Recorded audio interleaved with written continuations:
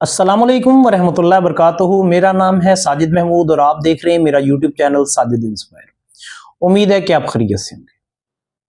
कभी सोचा है दीन इस्लाम ने हमें जनाजे के साथ शिरकत करने का हुक्म क्यों दिया? कभी कब्र देखी है? मैयत को अपने हाथों से उतारने के ऊपर अजर क्यों रख दिया है? मैयत को जब कब्र में उतारा जाता है, कब्र के ऊपर खड़े होकर दुआ करने का अजर क्यों बता दिया?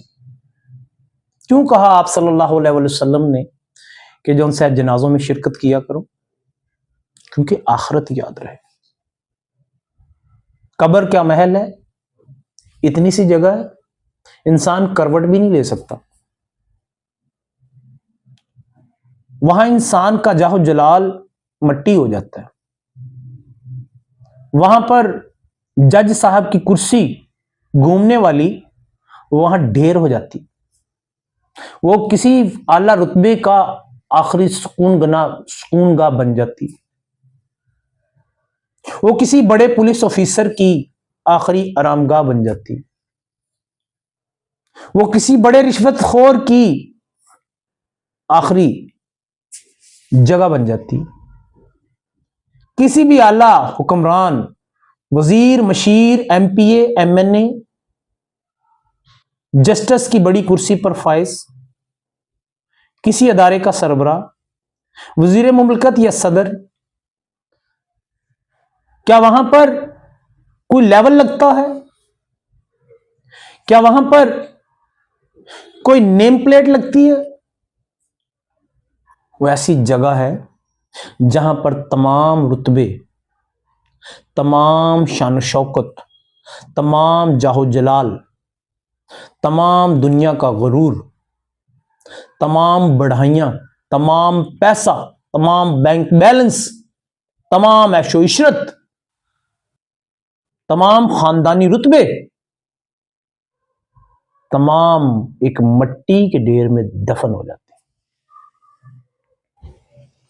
अगर सब उस मट्टी के ढेर में दफन हो जाते हैं तो फिर इस दुनिया में ये तेरा, ये मेरा,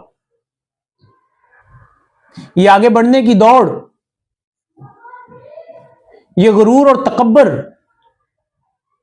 ये शानो शौकत, ये ऊंची ऊंची बिल्डिंगें, ये बड़े से बड़ा बैंक बैलेंस, ये चुदराहट, ये बड़ी बड़ी कुर्सियां,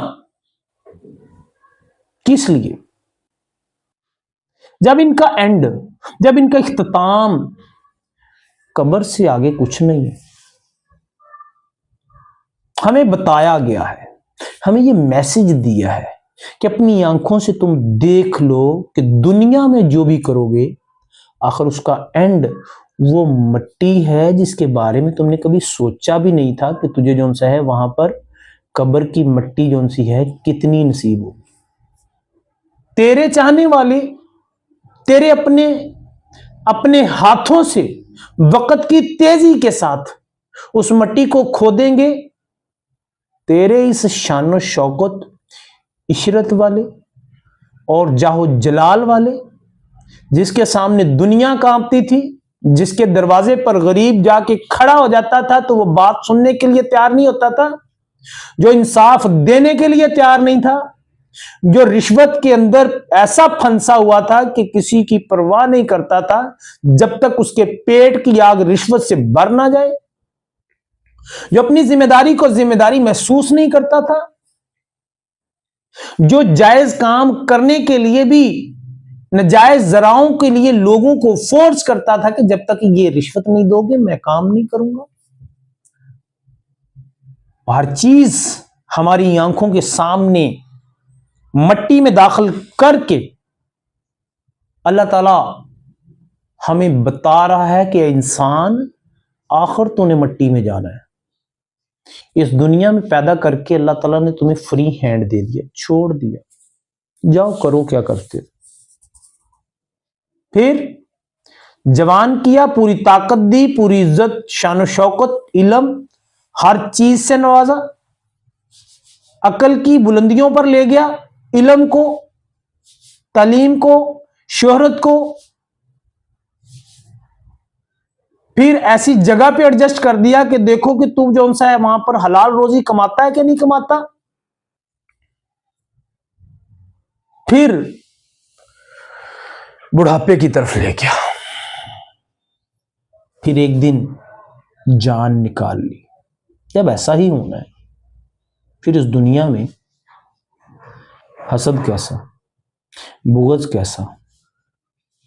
जब इंसान कुछ साथ लेके जा नहीं सकता तो फिर बैंक बैलेंस कैसे, फिर इतनी ऐशो इशरत कैसे। जब जब जान निकल जाएगी तो दफन करने के लिए भी खुद कुछ कर नहीं सकते, फिर भी दूसरे पराए हाथों की जरूरत पेश आएगी तो फिर रिश्वत कैसी, क्या बनेगा। अगर मुर्दा जिस्म के साथ इन्हीं इंसानों ने तुमसे यह कहा कि अब तुम हमें कुछ दो फिर तुझे दफन करेंगे, तेरे तो लाशे को भी जो सा बदबू आएगी, कुत्ते खा जाएंगे, दरिंदे खा जाएंगे, क्या बनेगा उस दिन। आज अयाशी की जिंदगी गुजार रहा है, कभी नहीं सोचा कि मैं हलाल खा लूं, कभी नहीं सोचा कि मैं रिश्वत छोड़ दूं। पुलिस वाले हो तो कभी नहीं सोचा कि जो सा मैं गरीबों के साथ जो सा अमीरों को सामने रखते हुए जुल्म बंद कर दूं। अगर अल्लाह ताला ने जो सा है वो जज बना दिया है तो जज करो ना, इंसाफ करने में देरी किस चीज की करते हो। रिश्वत से जान छुड़ाने को दिल नहीं करता। अगर किसी ओहदे के ऊपर अल्लाह ताला ने फायज कर दिया, उससे नजायज फायदे क्यों उठाते हो। अगर अल्लाह ताला ने अच्छा रिजक दे दिया तो अल्लाह ताला का शुक्र अदा करो, उस रिजक के जरिए से लोगों की जेब क्यों काटते हो। इस जुबान से सीधा बोलने की बजाय उल्टा बोलते हो, सच की बजाय झूठ बोलकर लोगों की जेबों पे ऊपर डाका मारते हो। आखिर इसलिए अल्लाह ने जुबान दी, आखिर अल्लाह ताला ने इसलिए आंखें दी, इसलिए ये रुतबा दिया। क्या अल्लाह ताला ने तालीम और शोहरत तुझे इसलिए दी कि तू बाद में लोगों के ऊपर जुल्म करे, गरीबों को सताए, अपनी कुर्सी का नजायज फायदा उठाए, अपने जो इख्तियारात हैं उनको नजायज इस्तेमाल करे। कब तक चलेगा। तुझे अपनी आखिरत याद नहीं,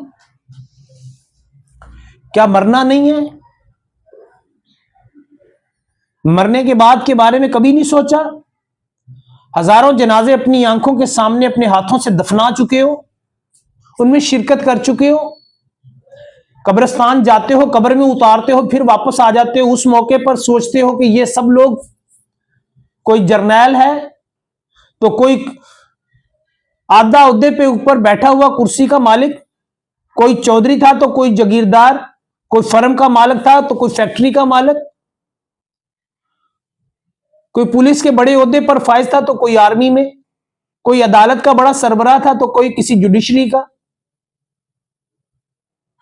सब वहां पे मलिया मेट हो गए, खत्म हो गई उनकी ना, दरवाजे हो गए बंद उनके, जिन दरवाजों पर आकर लोग डरते थे, जहां पर वो भीख मांगा करते थे, आज वो खुद ऐसे दरवाजे में बंद हैं, ऐसी कब्र में बंद हैं जिसका कोई दरवाजा नहीं, जिसको कोई ताला नहीं लगता, बंद है। बस एक दिन खुलेगा जब वो अल्लाह चाहेगा। क्या सोचा है आपने इसके बारे में। ये दुनिया आर्जी है, इस दुनिया के बाद कब्र है और कब्र के बाद की जिंदगी। उस जिंदगी को कैसे बनाना है ये फैसला आपने करना है, ये फैसला मैं नहीं करना है। इस दुनिया में जिंदगी ऐसे गुजारो कि लोग आपसे खुश हों। इस दुनिया में जिंदगी ऐसे गुजारो कि लोग आपसे मोहब्बत करें। इस दुनिया में जिंदगी ऐसे गुजारो जैसे गुजारने का हुक्म अल्लाह और अल्लाह के रसूल ने दिया है। इस दुनिया में जिंदगी ऐसे गुजारो कि लोग आपसे मोहब्बत करें, आपसे जुड़ें, ना कि आपसे नफरत करें। लोगों के लिए अपने दरवाजे ऐसे खोल के रखो कि वो आपके पास बिला रोक टोक आए और आपको तारीफें करते हुए आपके जाएं। अगर ऐसी जिंदगी अपनाएंगे, वो कब्र आपके लिए रोशन बन जाएगी। वो कब्र आपके लिए तरीकी का गड़ा नहीं, वो जन्नत के बागों में से एक बाग बन जाएगी। वो थोड़ी सी कब्र किसी महल से कम नहीं होगी। लेकिन अगर इस दुनिया में लोगों के लिए आसानियां पैदा करोगे, अपने इख्तियारात को नाजायज़ इस्तेमाल नहीं करोगे और लोगों की भलाई चाहोगे, सोचिएगा ज़रूर। मैं सोचने के लिए आपको छोड़ के जा रहा हूँ। इसके साथ ही मैं आपसे एक रिक्वेस्ट करूँगा, मेरे इस चैनल को सब्सक्राइब करें, वीडियो को लाइक करें, हो सके तो दूसरे दोस्तों के साथ शेयर भी कीजिएगा। तब तक अपना ख्याल रखिएगा, मिलेंगे एक नई वीडियो के साथ। अल्लाह हाफिज़।